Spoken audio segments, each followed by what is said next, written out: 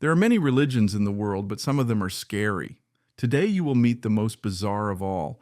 But first, if you're new here, remember to subscribe to the channel. The channel's goal is to get 1,000 subscribers by the end of the year, and I think we can achieve it. So please sign up. Now, let's move on to the first story. I think my church is actually a cult. Sermons take place every day at midnight. It all started like this. My parents led me by the hand to the church, passing through a pair of double wooden doors held open by two figures. I never saw their faces, but I knew they were different each time by their voices. As we passed, they said in unison, "May the light persevere," lowering my head as we entered, to which my parents responded, "Even in the dark." The voices were different each time. Sometimes it was a woman, a man and an elderly lady. I was surprised when one day the figure was my height and spoke with the unmistakable voice of a child. I never thought much about it. Whoever was on guard was wearing a dark brown cloak with the hood pulled tightly around their head and a pink bow tied in the middle, creating just a small hole for them to see through. Visitors never dressed like this.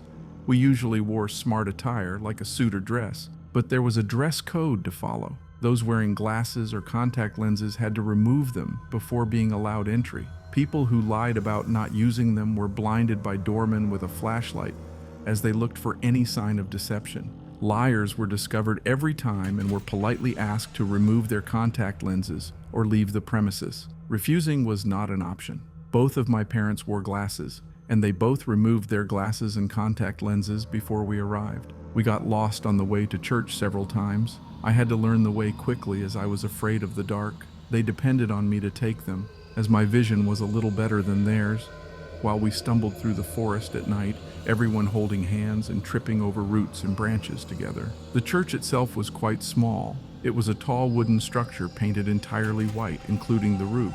The church had no stained glass windows, and the interior was devoid of color. Candles and lights were not used. The building had no electricity or central heating, making it especially cold in the winter months and unbearably hot in the summer months due to the conspicuous pink insulation packed above the rafters. What light we had was in the form of battery-powered lanterns that stood all along the aisle between the rows of benches. My parents would find an empty space among the guests and sit down, the benches creaking in protest. We didn't always sit together, but this was largely due to the limited space available. Once everyone was seated, the sermon began. "May the light persevere." Even in the dark, the guests responded. "Welcome, my friends and friends of friends who have chosen to visit us today. You are all family in the sense of our mentor. We are mere pawns in their scheme from which they have the right to do whatever they want. We are not pawns. We are the enlightened ones. We will be there at the collapse and we will be there at the recovery. We are the loose thread of the tapestry. We are germs. We are viruses. We are mutants. We venture beyond our design. We are too sinful for God and too holy for the devil. We are wayward travelers. We are the uncounted." I could never see the speaker. The pulpit where they stood always had two lanterns on top pointed at the guests. I often closed my eyes. Colorful dots danced in my pupil. My eyelids struggled to close as the pain became unbearable. After the welcome speech, the ushers stood before each of the guests, presenting a bowl with both hands. Nobody spoke during that time. The bowl was filled to the brim with a black mud that appeared to be an accumulation of damp earth and foliage that they had lined in the forest. The first time this happened, I tried to decline the offer. The figure did not respond, remaining still with the bowl outstretched. The other guests accepted the bowl without hesitation, forcefully swallowing, with some gagging and gagging at the end before turning to me. I remained firm. The church hung in silence as all the guests, including my parents, waited with bated breath for my answer. "What is wrong, child?" The speaker's voice resounded throughout the church. "I don't want to, and we're not forcing you. This is your invitation. Your parents are waiting to welcome you. By refusing this invitation, you will be deprived of a guide and left alone. The boars and pigs will scream, trying to guide you back to the sanctuary, but you will be deaf. You will join the tapestry again and be woven into extinction. Rivers will suffer drought and dry up. Birds will become hoarse and fall from the sky. Buildings will crumble and turn to dust. Men and women will starve with lust, and thieves will run through the streets. But you can be saved if you just drink. Your body will abandon you. You will cry out for death, but your God will not grant it. Happiness will be a foreign entity. You will not sleep. You won't even be able to pass out. Your vision will not be blurred, and you will be made to see everything. You will see destruction, and your body will refuse to perish." Tears were streaming down my face. My heart was racing. I snatched the bowl from his hands and swallowed it in large chunks. The sourness overloaded my senses as it traveled throughout my being. My hands tingle and my fingers feel numb and cold, my body shaking against the burn in the back of my throat. The smell of chemicals filled my nostrils, making my head pound and my vision blur. I almost fainted before the spectators around my seat reached out and placed their hands reassuringly on my shoulders. The bowl fell to the floor. My body shook and convulsed as white foam bubbles from my mouth running down my shirt. Throwing my head back and looking up at the sky, gasping for air, the speaker clapped in celebration. "You have been saved." Since then, I have accepted the offer, the speaker's words echoing in my mind whenever I hesitated. Today was different, however. The bowl was filled with a red substance and smelled like rot. "I ask you not to drink. Today, we visited our mentor, and this is an offering." The guests erupted in joy and singing as they danced around the benches, running among themselves, hugging each other and kissing each other on the cheeks. We were guided by lantern light through the forest. That was the first time I saw the speaker. His face was hidden from view as he led the way, and he wore the same cloak as the gatekeepers. He had no hair except for a few stray strands that struggled to stay in the wind. His skin was pale and covered in hardened yellow calluses and scabs bubbling with something white that seemed to writhe and move in the light. His ears were practically non-existent, so fused to the side of his head that they looked more like small bumps than anything else. He was tall and thin, his skull bone visible beneath his skin. Periodically, he would break into coughing fits and choke, spitting out bright green bile that dripped from his mouth onto the floor, leaving long streaks that curled down the back of his neck. The rest of the guests and ushers did not react. With serious faces never breaking formation, they walked like soldiers through the forest. After what seemed like hours, the speaker stopped. It was huge, a black abyss carved directly into the earth. Piles of dirt and crumbled rocks scattered around the entrance. The wind was stronger here, making my hair fly and even forcing the speaker's fine strands to finally come loose. I choked on the smell, an accumulation of the same sour chemical as mud with an indescribable odor that made my eyes burn and my hair stand on end. A loud, gurgling growl echoed from the abyss. I couldn't move, frozen in time, preparing myself for what was to come. "Raise your bowls," arms shaking. I lifted the bowl above my head, the cold liquid splashing and running over the edges and down the back of my neck, making me shiver. Loud, progressive booms echoed through the forest. The ground shook, and piles of rubble leapt into the air as the creature advanced. The wind was rising with such intensity that it made the cloaks of the speaker and ushers flutter as if they were in a wind tunnel, and my body was sweating profusely due to the heat. The rumbling stopped abruptly, with frequent grunts echoing from the abyss. My ears rang as all other sounds were drowned out, leaving only the rapid beat of my heart pulsing in my ears. I couldn't close my eyes. I needed to see it. I needed to see what it was. A large pink snout emerged from the shadows and entered the flashlight beam, moving in the light, covered in mucus and slime. It released waves of drool onto the spectators, making them scream as steam rose from their burnt skin. The smell of meat burned made me vomit, spreading across the floor and into my shoes. The snout was covered in tentacles similar to meat, which twitched as it began to sniff, causing us all to stumble forward with the sudden change in the wind. The creature took a step forward, long claws reaching out of the abyss, sharp as leaving marks on the boulders that surrounded the mouth of the well. The tentacles began to move more as they reached towards the bowls, snaking in sharp curves and wrapping around people's waists, holding them in place. Their screams, intensified by the smell of meat burned, were unable to stop the creature. One of the tentacles started to approach me. I couldn't hold in the bladder, the hot sensation running down my leg and burning my skin, my arm shaking, causing the remaining liquid to spill over me as my legs buckled and forced me to fall to my knees. The tentacle continued to advance, the grunts getting louder and louder. I got up and ran toward the tree line, bystanders yelling for me to help them and some yelling for me to get back to the sanctuary. Stumbling through the forest without a flashlight, my vision blurry, I tripped over a tree root and fell on a well-placed rock. Blood was pouring out of my head, but I couldn't give up. I ran, embracing each fall and stumble, my ankles twisting and fracturing as the muscle underneath felt tense each time I applied pressure. I didn't realize I had reached a road until a loud horn made me fall to my knees, afraid I had been caught. Now I'm in the hospital with 2 seriously injured ankles, a concussion, and an extensive list of poisons and psychedelics that have yet to be fully classified. I don't know what I saw. I don't even know if my parents managed to escape or if they will ever try. I don't know why I'm making this post. I guess I just need some rationalization, or maybe I just need to get this all out of my head. I still think about what the speaker said, the destruction. I don't know where to go. I don't know if I can face their prophecy. I need to go back. I need it. I can't face what's coming.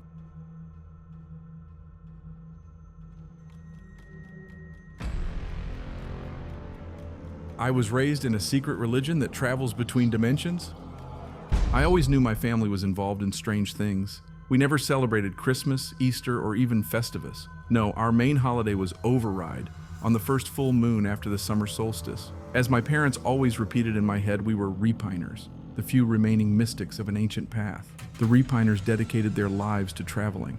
We explored other worlds, other universes even. Many of us died on the way, or sometimes travelers on our path returned completely insane and delusional. Some even gouged out their own eyes as if trying to stop the horrors they were seeing. My father had no real power among the Repiners, but he was one of the most experienced travelers in the world. The leader's young sons often accompanied my father to the forests and ancient cave systems near our home, where he showed them unimaginable things. One of the young apprentices, a bold young man who couldn't have been more than 17, returned with completely white hair after a single night in the caves with my father. When I asked my father what had happened, he simply gave me a sly smile and walked away. On my own 17th birthday, which was a few years ago, I was supposed to follow my father into the woods before sunset. We were heading to Hollowhead Cave, a 10-mile hike from the parking lot. My dad found the dirt road, stopping at a small turnaround area. The nearest neighbor was miles away. We do not take cell phones or supplies with us. We didn't even have one make. We had been walking for hours. I could feel blisters starting to form on my feet, and trickles of sweat were running down my forehead. Insects buzzed and hissed in the ferns and trees around us, and a cloud of mosquitoes followed us everywhere. There was a faint smell of flowers in the air, mixed with pine trees. Other than the bugs, it was a beautiful and peaceful forest. Finally, my father broke the long silence. "Are you scared?" asked my father. I looked at him. His strange gray eyes watched me, studying me. They seemed to crackle and spark with internal energy. My father looked younger than his years, robust and well-built. Muscles grown over a lifetime of work filled his clothes. Even though he was in his 50s, he had almost no wrinkles on his face and few gray hairs. These are eyes that saw beyond, I thought. These are eyes that have seen other worlds. The light that seems to shine in them must be sacred. It must be the light of 1,000 other universes. Does traveling really bring enlightenment, Dad? I asked. He shrugged, looking straight ahead again. It may be so, or it may not. Enlightenment is already here in every moment, as the same mind immortal is always present in every universe, or the same eternal soul is present in every second of your life. Traveling to other spaces can help you see how this eternal consciousness is the same in every universe, how this infinite mind extends everywhere. It's more of a deep awareness you gain through travel, one that brings enough wisdom to see that the eternal is already here. "But you didn't answer my question," said my father. "Yes," I said, "I'm scared." It was almost dark when we reached the cave. My father had been quiet most of the way. Now, as he knelt in front of me, I saw what looked like a hand mirror in his back pocket wrapped in cloth. "What's that in your pocket?" I asked. "I always carry the black mirror," he said.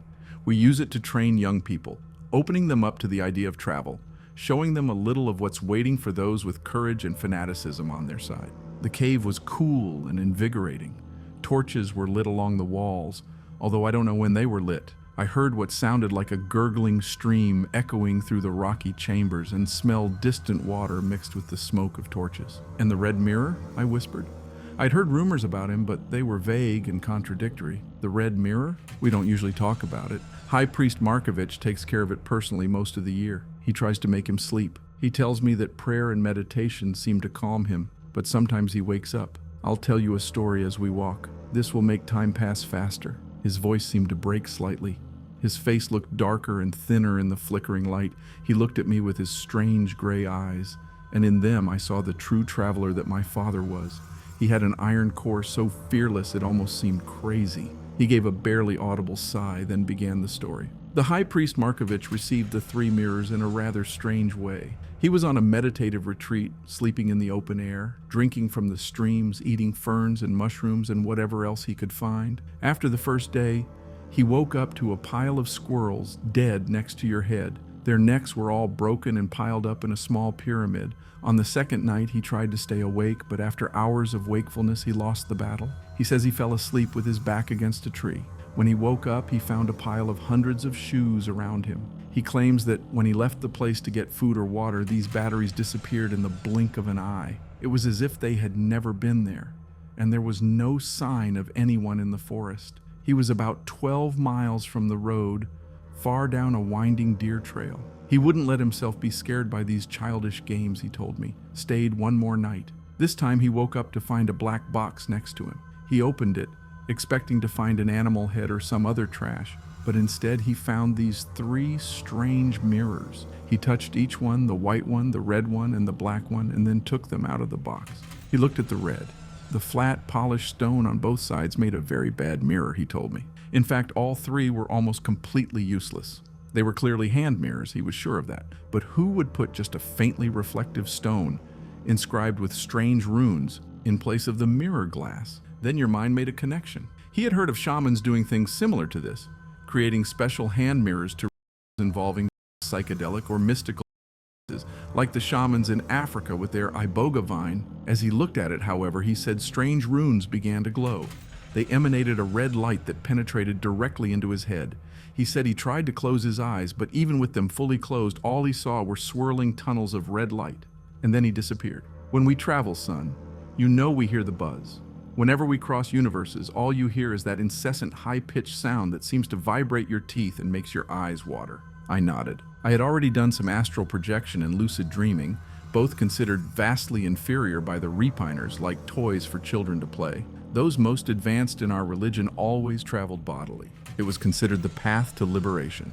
Enlightenment itself was the goal, and seeing the true nature of all things through travel was the main path. But some of the older members of our religion told me that it was also terrifying, especially since anyone traveling bodily could die if something on these strange alien worlds attacked them. Arkovich says the buzzing was the most intense he had ever heard. He said he thought his head was going to split. The red light still blinded him, but he felt like he was floating. And then he felt the light recede and opened his eyes. The ringing in his ears gradually faded away as he looked around, realizing he was in a strange jungle, still holding the red mirror in one hand, but the runes had stopped glowing and were once again just a useless decoration. He says the jungle trees stretched hundreds of feet above him, with slippery yellow trunks and thin branches periodically reaching out. Ferns taller than a man surrounded him. He could barely see beyond the dense vegetation. There were no birds crying, no insects, no animals that he could see. And then he heard a rustle, just a slight movement. Turning around, he saw a red-shaped blood hide in the ferns, which started to run. He ran for his life. I didn't know what kind of world I was in, but I knew when I was being chased. Heard more of those things. Saw glimpses of that bright red leather they had. Then one jumped directly in front of him. It was more than 3 meters tall, he said, with dozens of black stalked eyes emerging from the top of its thin oval head. Its legs were sleek and reptilian, like a velociraptor's, and long arms with claws as sharp as at the ends. It opened its mouth wide, showing rows of parallel serrated teeth, and from a swollen orange sac at the back of its throat, it spat into it. Sticky white webs out and wrapped around his legs before he knew what was happening, and then he heard dozens more of those things approaching, ready to start attacking. Tear your body. They were clearly the ultimate predators. He was stupid for not realizing why there were no animal sounds now, he said. Probably life in the area had gone silent and moved away when they realized a group of those things were in the area. When the nearest one bent down, hissing, with streams of silver saliva running down her pointed chin, Arkovich picked up the red mirror. Instinctively, he traced his fingers along the runes, waiting for any sign of life from him.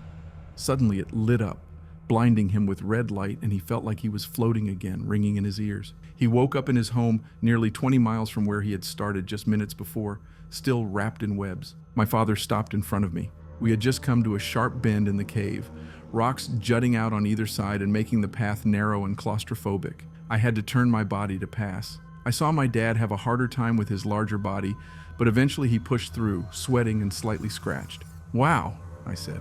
"Where do you think he went?" My father shrugged. Son, mirrors can send you anywhere at any time, but the red mirror in particular tends to send travelers to the worst places, where predators or demons lie in wait. Other times, people find themselves on planets almost dead, where strange cloaked beings float in the mists. Arkovich's son used the red mirror and never returned. The mirror simply appeared again in Arkovich's office after his son had been missing for 3 days. We don't know where they went, and we don't want more people to be lost this way. And now, we are here, my father finished saying. I looked around frowning. It looked like just another part of the cave to me. And then I realized I saw something. Out of the corner of my eye, one of the cave walls seemed to glow and glow. When I got closer and touched it, it felt hot, much hotter than the other stone walls in the cave. It was just a door-sized space. Yes, my son, said my father.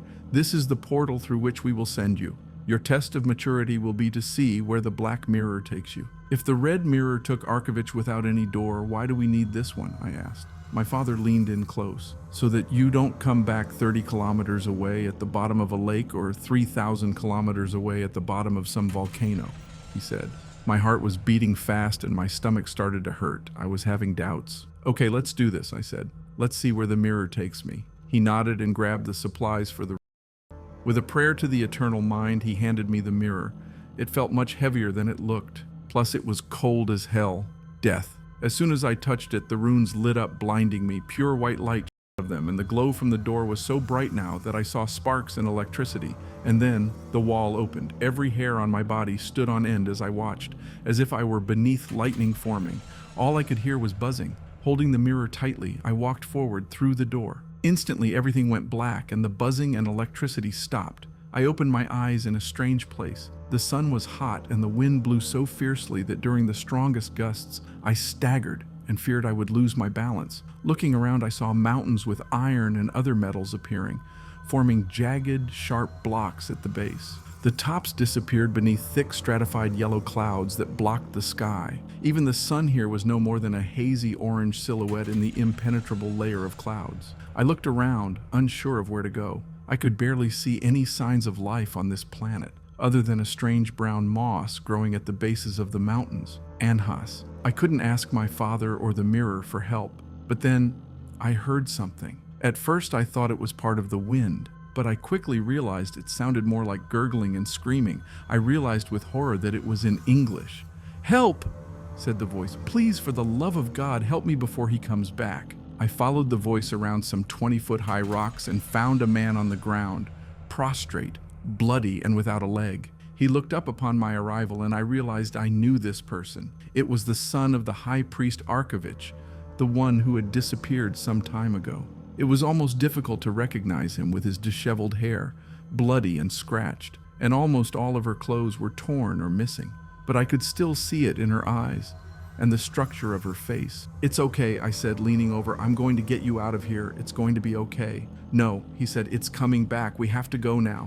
He looked over my shoulder and his eyes widened. "Oh God, it's too late." Without no idea where I was, I turned to see the horrors this world held, the same ones that had presumably ripped off or even devoured this poor man's leg. As soon as I saw it, I started screaming. At first, what looked like the shadow of a huge hand stretched across the hard, lifeless land of the strange planet. But this place may have more life than I imagined. With a scream, I realized that what looked like a black hand was just the shadow of the huge spider-like creature that was quickly approaching us. I turned to Arkovich's son, whose name now came to mind, Alaric Arkovich. "Oh God, get me out of here," Alaric shouted, his voice booming and echoing through the canyon. The spider creature's enormous jaws opened and closed rapidly, as if it could already taste the meat's soft and delicious feeling of the injured man lying on the floor. Without thinking, I grabbed his outstretched hand and tried to drag him away from the beast, but I had no real hope of escaping this black monstrosity. It stood at least 20 feet tall and appeared to have a dozen sharp, branching legs, each one digging into the hard dust with every step it took forward. I took the black mirror out of my pocket, shouting into it. Even though I was young at the time, I wasn't stupid and my instincts were still sharp. "Please, I ask you, God, the Supreme, the Seeing One, take me out of here," I said, trying to look into the center of the mesmerizing electric current that ran across the surface of the smooth, glassy mirror. At first, nothing happened, and my heart started racing. The same thought ran through my mind over and over again. I'm going to die here. I go to die here in a strange world. The mirror certainly failed me. He sees my despair and mocks me. But no, that was the red mirror, the one that led Arkovich's son to his mutilation, and perhaps abandoned him. Was it just chance that I came to this place, which seemed like an alternate Earth? A strange flat desert with insectoid monstrosities was not my idea of a vacation. And then the mirror began to change. Runes that were invisible moments before now began to glow. I ran as fast as I could while dragging the still alive man. I could only pray that the mirror was quick. I felt a strange vibration in Alaric's hand that I was holding. It felt like shaking, quick, desperate, pulling in different directions. But my attention never wavered. Within moments, the mirror sent me traveling. My vision went white and my ears rang, as they always do when we pass between worlds. A feeling of ecstasy and pride filled my heart. I had done it. He had saved Arkovich's son. I came back into existence in Hollowhead Cave, where my father waited. His face looked stoic and blank, his eyes completely expressionless as he looked around the rocks. For a moment, it seemed like he didn't see me. "Father!" I screamed. "I'm back, and you won't believe it! Arkovich's son Alaric, I saw him! I brought him back!" I had a sudden surge of energy, but then the buzzing sound of the illuminated door in the cave seemed to pierce deep into my brain. I almost felt like I would faint. I took a deep, slow breath, sitting on the floor, still holding Alaric's hand tightly. My father looked at me, his face pale, his mouth open in a silent expression of horror. I looked back, expecting to see Alaric's unconscious body, but instead I realized he was holding only a dismembered arm, with a tip of bone sticking out of the limb, bloody. And then I passed out and everything went black. I woke up to the feeling of cold, clean water on my tongue. Someone was holding a pewter mug to my mouth, raising my head and trying to pour water from a local stream into my mouth. Instantly, I felt refreshed and my eyes opened. Thank God I was no longer holding the man's mangled limb died. "Well, I think we know what happened to Alaric," my dad said. "He must have used the red mirror. I would say the mirror returned without him, abandoning him in some hellish world, perhaps at night when the demons of that place are most active.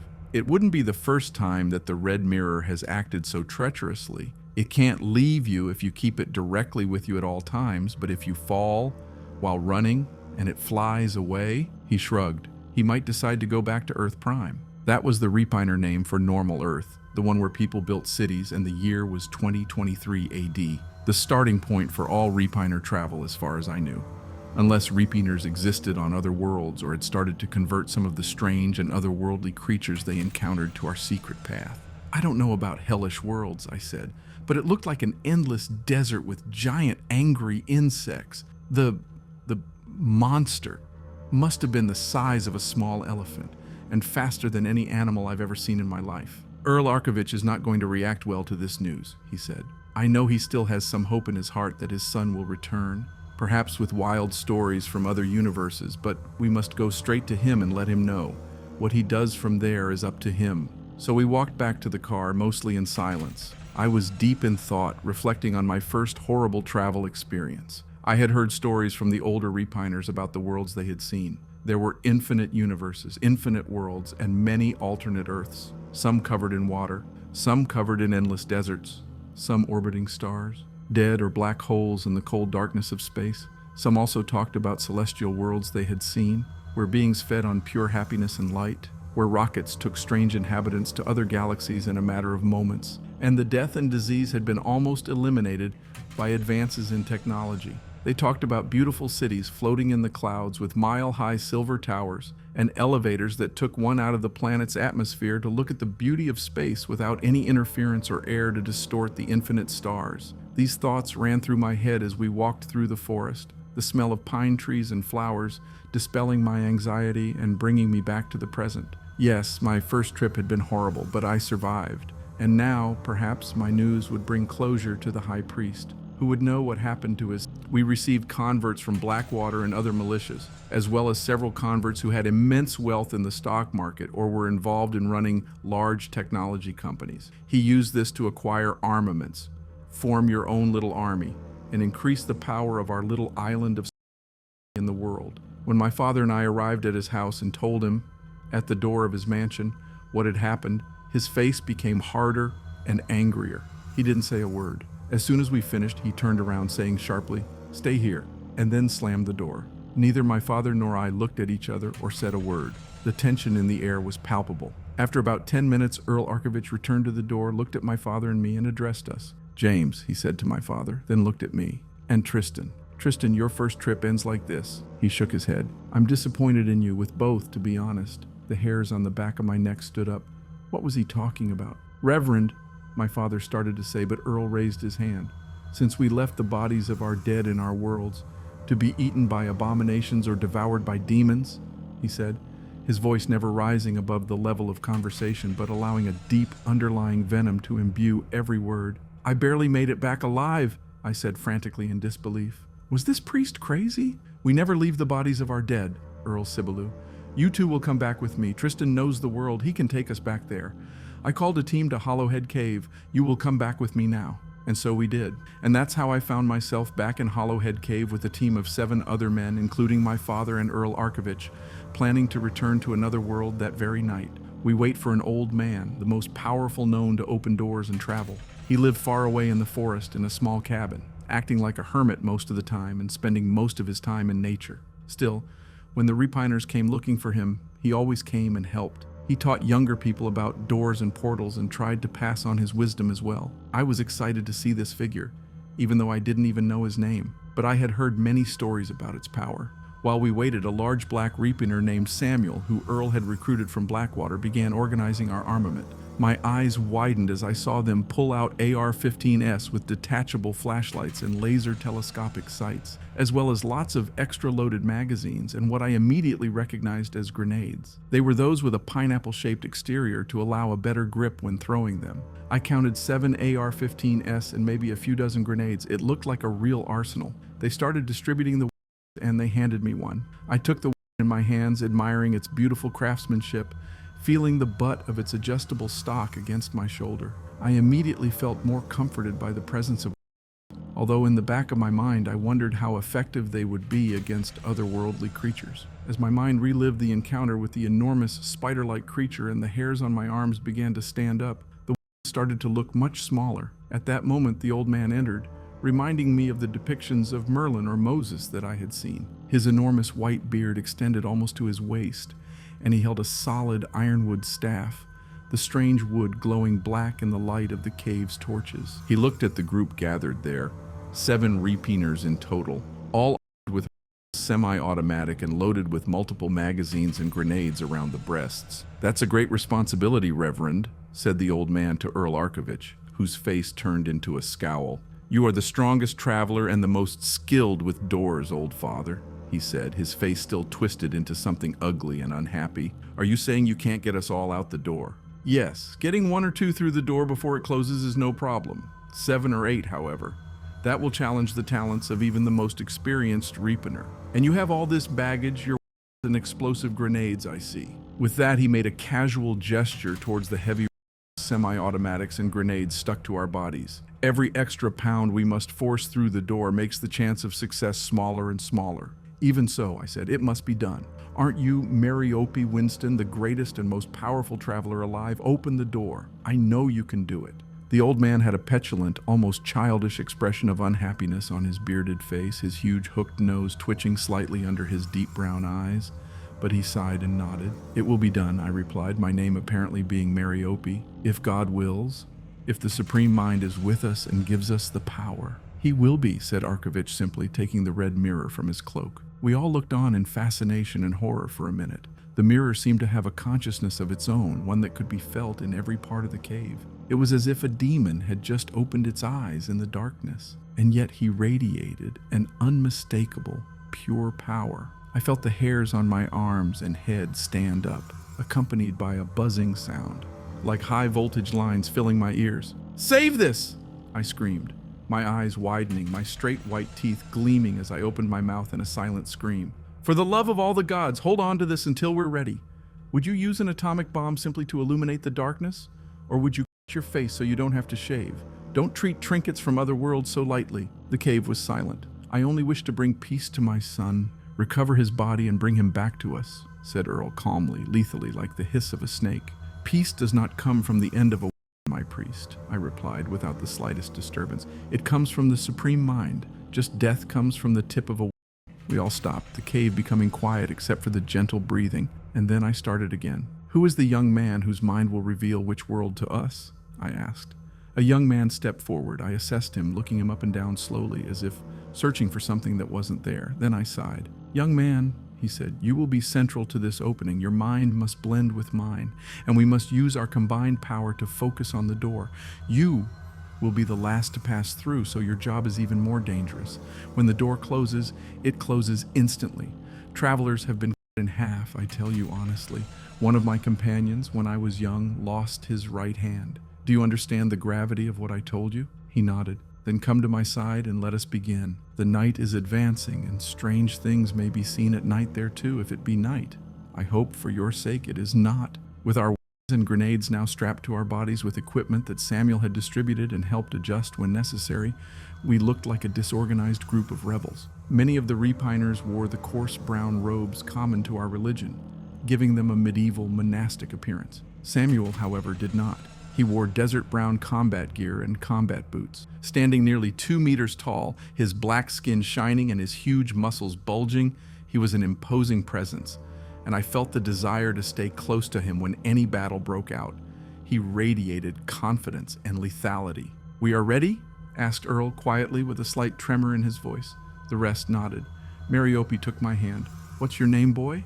he asked in a low voice. "Tristan," I replied. "My father is James." I pointed at him. "I don't care about your father, boy," said the old man, not without kindness. "It is you who will see the task through to the end. You are the strongest and purest, the youngest too. I will wait here until you return, until I am sure that you will not return." He held my hand. "Now begin to meditate on the world you saw. You will be returning there." Earl saw we were ready. He took out the red mirror going in front of the door in the cave, the one that looked like solid, impassable stone. The buzzing began immediately, and the poisonous presence filled the cave. But I closed my eyes and focused on the world. I felt someone else in my mind, and realized with horror that it was the old man. Mariopi had telepathic powers somehow, and he saw my memories with me. I felt his hand shake, and what felt like a surge of electricity passed through our bodies. But it didn't hurt. "Concentrate more," Mariopi said through gritted teeth. "Focus on the door, focus on the world, open the portal." I did it. With thousands of images running through my mind, the way the sun shone in the desert, the rocks dead, the spider's many legs, I concentrated and sent that thought forward toward the door. "Start opening," shouted Earl loudly, ecstatic. But I didn't open my eyes. "Concentrate more," Mariopi said. "We are almost there." Sweating, tense, my eyes moving from side to side under my lids, I concentrated. I put all my energy into those thoughts and that door, and then I felt something give way. "Behold," I shouted as Mariopi and I opened our eyes at the same time. "The portal is open." The men began to run, entering a dark, deserted world on the other side of the stone threshold. When the last one passed, Mariopi pushed me toward the door. I was running, seeing the door close. With one last effort of energy, I jumped as I felt the door close behind me. A rush of air passed over my skin as the stone closed against the wall. In the last moments, I was still connected to Mariopi telepathic, and I heard her single thought repeated as I walked through the door. When it closed, it stopped, but I kept hearing it over and over in my head. "You think you are going to a desert world. No, boy, it is a hellish world, and it is night there. I will wait for you here, but it is a hellish world, and very few return from there." And when I looked back, I saw Mariopi's eyes. In the depth of his power, his eyes widened. I saw his pupils rapidly contracting and expanding. His eyelids were fluttering up and down as if he was having a seizure. Force flowed from him toward the door, a current that seemed to twist the air like a rising heat wave of a desert. That was the last thing I saw of this world before the nightmare began. When we crossed, it was chaos. The red mirror threw us in the middle of the night in the worst possible place, as it usually does. And as I passed, my ears started ringing and my vision went white. When traveling between worlds, these things almost always happen, throwing off balance for at least a few seconds, as if a flash grenade had just been thrown into the area. But as my vision cleared and my hearing returned, I was relieved to see that this planet was Earth. I could tell this from the constellations and the moon in the sky. Some other Earth, yes, perhaps in a universe where life had become strange and terrifying, but still a form of Earth. Before us was a desolate field. It reminded me of the extermination camps I had seen on film. Death communists and national socialists where people were starved or frozen. Row after row of barbed wire surrounded the field, and a gate stood in the center. There was a sign above it. but it had seen so much sun and aging that the letters were almost completely faded. I saw no guards in the watchtower, and no one in the U.S. The place radiated silence and death, but there was a smell coming from him, a smell of rot, feces, and bodies. Around the field, I saw strands of web stuck to various fences and posts, covering the dilapidated sheds within the field that looked like they were about to collapse at the slightest breeze. "Is it here?" asked Earl next to me in a low voice. I looked around. The rocks looked similar, but I had only been in this world for a short time, and if the entire area looked like a rocky desert, what chance did I have of finding the exact same place? "I believe we may be close," he said softly. "The web, for example, it must be the creature that took your son." Behind us, I heard people unlocking the doors. We started walking towards the gate. I stood beside my father and Samuel, letting Earl lead the way. As soon as we entered, I heard a sound that gave me goosebumps of horror. It sounded like a man's breath dying of pneumonia, a harsh, gurgling sound that came from everywhere, and that smell intensified immediately. The smell of death blew in the breeze towards us. When we entered the field, the gate closed behind us as if of its own accord. I turned around, scared, but I didn't see anyone there. And then they started coming out of the barracks. They were horrible beyond words. Children in torn rags with skeletal, decomposing bodies. Long black hair hung in their faces, and on their striped uniforms, patches of dark red showed. Blood dries for a long time. Brown stripes mixed with the blood, and their eyes glowed with hatred and malice as they approached from all sides. Hundreds of them gasped and trembled. They reminded me of photos I had seen of children in Auschwitz. Their shaky, skeletal legs could barely support their weight. His knees knocked against each other, the bones making a clicking sound. Some had their noses and cheeks devoured by insects. Black clouds of flies surrounded them, eating their meat and laying eggs as they went, everyone looking and panting at us, the feast at the center of it all. "Attract me with them," Samuel cried, the only man who kept his head in the terror of the moment. "Attract me with them, for God's sake. They want us all let us die?" This broke the stillness, and with a deafening roar, the started to shoot. Those in my group on the outskirts of the circle disappeared first into the crowd of rotten, grasping hands. The bluish and cyanotic nails of the children demonic women in the field had what appeared to be blood dry and dirt embedded underneath. They bit and scratched like rabid animals. A repiner fell under a dozen of them. His face quickly turned into a mask of blood and viscera as they bit and tore out his eyes, nose, and mouth. In his last moments of life, he pulled the pin on a grenade and blew himself and all of his remaining grenades into the sky. The force of the explosion shook the ground and threw me off balance. My ears were ringing as I tried to back away, but I found the fence at my back. The enemy attacked us in human waves that quickly overwhelmed our positions. Disappear as fast as I could, shooting in the head or from anything that moved outside my group. I know I've personally killed at least 20, watching their heads explode on impact through my scope, the attached flashlight giving everything an eerie LED glow. I stopped to refill a new charger, breathing hard. As I inhaled, I could smell the blood around us, a metallic and rusty odor that mixed with the smell of death and feces in the field to create a terribly disgusting mixture. I wanted to vomit due to the mixture suffocating of putrid smells, an odor so heavy in the air I swore I could actually taste it. But I swallowed my saliva, trying to focus on the battle around me. Things started to go wrong quickly. We had lost at least 4 men that I had seen, but the waves of attack kept coming. I looked to the side and saw Samuel, sweating profusely, his eyes wild and wide, a huge smile on his face, as he was shooting as fast as the semi-automatic allowed, pulling the trigger violently repeatedly until the magazine was empty. I heard the soft click as he tried to continue shooting last time and realized the chamber was empty. I looked ahead and saw a potential path to a nearby shed. "Samuel!" I screamed as loud as I could. He looked at me, and I pointed to the shed. "We can get to that building if we stick together, and let's shoot. Then we can try to catch them, one by one as they come in the door." He needed no further encouragement. He turned to my father and Earl Arkovich as they stood behind us a few feet away, shooting and throwing grenades. I heard another explosion nearby, then Samuel began to scream, his deep voice echoing across the field. "James," he shouted to my father. "Earl, let's try to get to that building." He gestured vigorously with his pointing to the building for emphasis. They nodded, and we started running as one. Hands tried to grab my clothes as their bloodied children closed around us. We had made it most of the way to the door at this point, and the path ahead still seemed clear.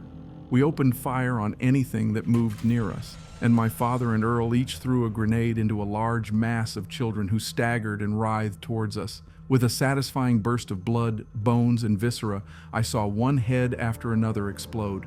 But we were outnumbered perhaps 100 to 1, and no matter how fast we or how many grenades we threw, they kept closing in around us. I promised to keep a grenade for myself in case I found myself surrounded and alone. I wouldn't let them eat me alive. My skin ripped off or my eyes gouged out. I would blow myself up if it came to that, and I would take as many of these abominations with me as I went. But we reached the shed door, Samuel breaking it down over and over again, its enormous structure shattering the fragile wood into 1,000 small pieces that flew into the shed. I ran right after him, then my dad and Earl, their feet hitting the bare dirt floor. I found myself in a completely dark room, the only light coming from the flashlights attached to our. The room seemed much larger inside than outside, and the light didn't even reach the opposite wall. We didn't have time to stop and clear the area, however, as the first enemies had already reached the threshold. My plan worked well. We all opened fire, piling bodies at the door as fast as we could. After a few dozen fell, bleeding and spread out on the ground in their black and white striped uniforms, the rest crowded together, pushing and trying to get through. Puddles of blood spread out around the skeletal, inhuman bodies of those we had slaughtered, and those behind slowed enough for us to pick them off one by one. "It's like the Spartans at the Battle of Thermopylae," said Samuel. He looked at me. "They can't get through easily because of the narrow entrance, so this allows us to ambush them and kill them in small groups rather than facing the entire mass of them. Kid, I think you saved our lives." I smiled at him. By now, so many bodies were blocking the entrance that those behind couldn't get through. The thin, twisted bodies were piled 3 or 4 high, from directly inside the shed door to 10 feet beyond it. Of course, this also meant we couldn't leave easily, and soon that became a problem. We checked the rest of the shed for any signs of movement, traps, or creatures. It was totally clean. In the back half of the bunkhouse, there was bunk bed after bunk bed, all made of cheap plywood. Each bunk had 3 levels, and a person could slide into each one and lie down. However, the space did not allow anyone to raise their head. You would have to crawl to get out. The space above the first and second beds appeared to be only about 45 centimeters high. The person at the top didn't have this problem, as the upper level was open. Behind these hundreds of bunk beds, I kept seeing shadows move. I cleared the area as quickly as I could, but with only the flashlight in my hand. Like lighting, it still took a few minutes. I was impressed by the number of beds there. They must have piled up all the children together like sardines.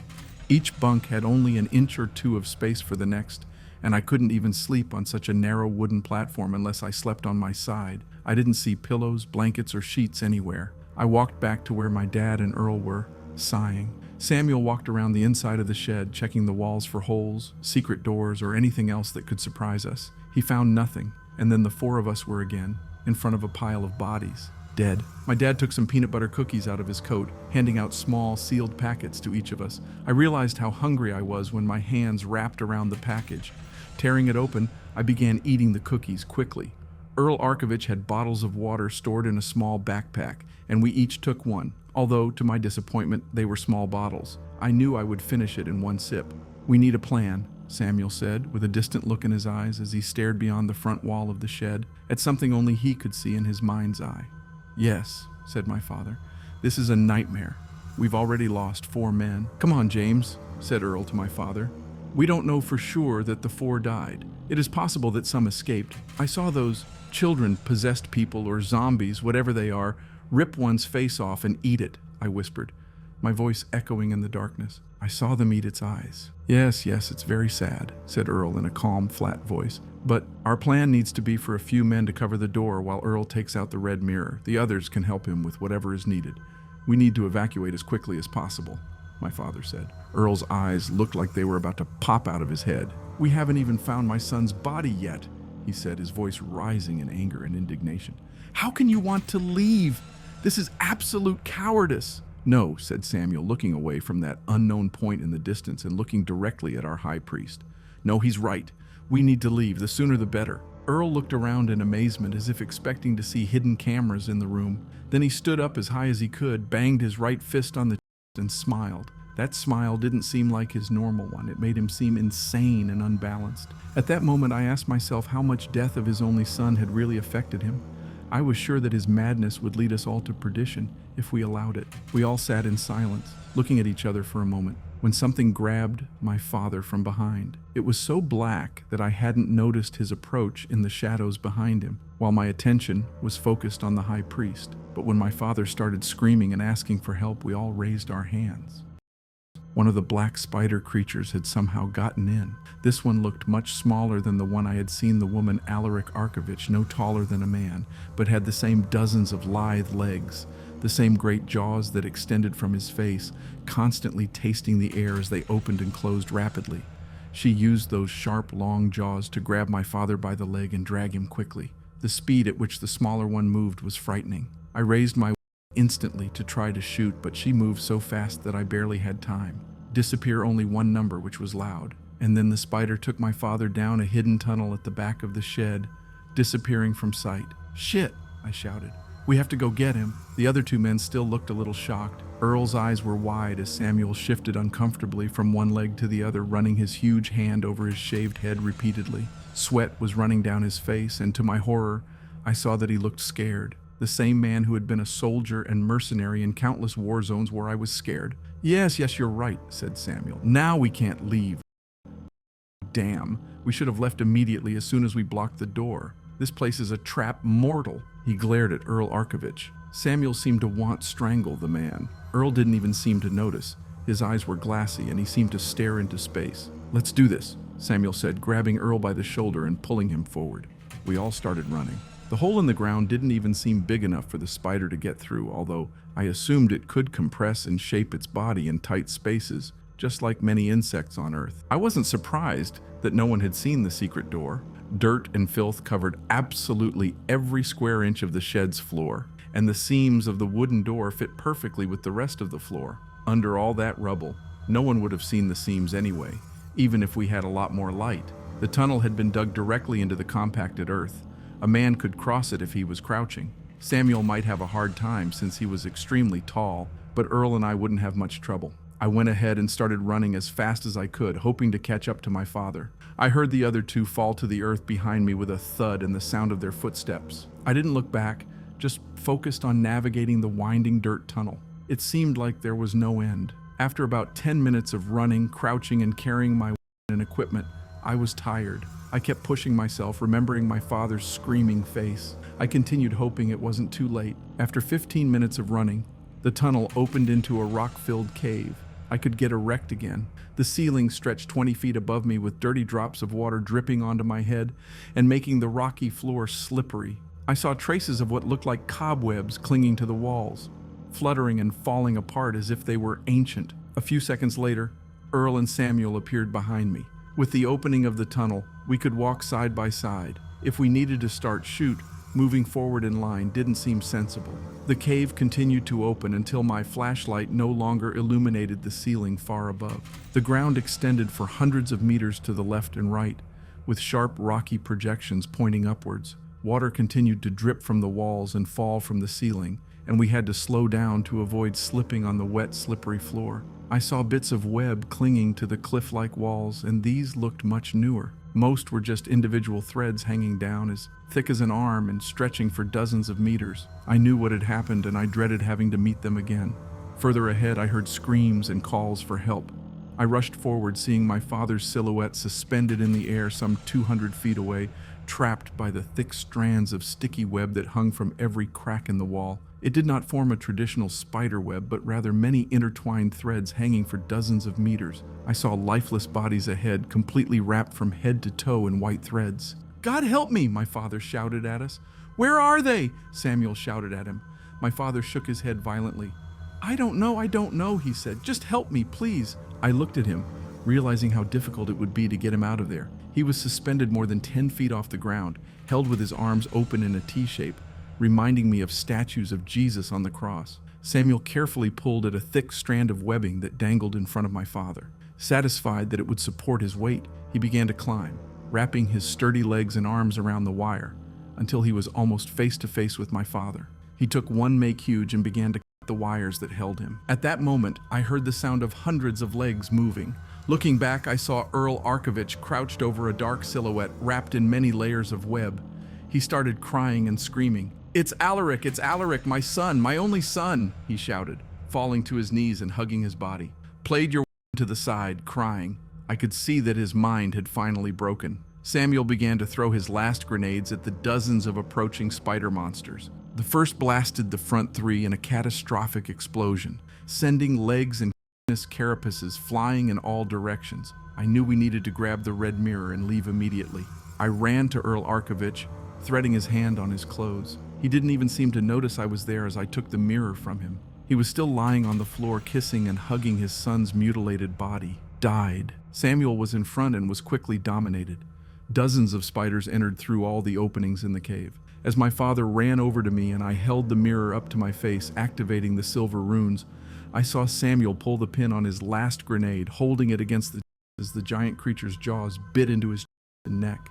Jets of blood splashed in all directions. As we were transported back to the door in Hollowhead Cave, I saw the silhouette of Samuel, grinning madly, as flames exploded from his body and took the lives of a dozen spider creatures with him. Mariopi ran over to us, checking us for injuries.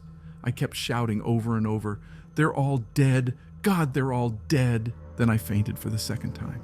In my dreams, I kept seeing Earl hugging his body died of his son, Samuel's smile as he died, fighting and taking his enemies with him. I woke up in my bed covered in sweat with enough nightmares to last a lifetime. So in the end, Earl Arkovich got what he wanted. He ended up finding his son's body, and they can rest together forever, until some abomination from that world eats them, I suppose.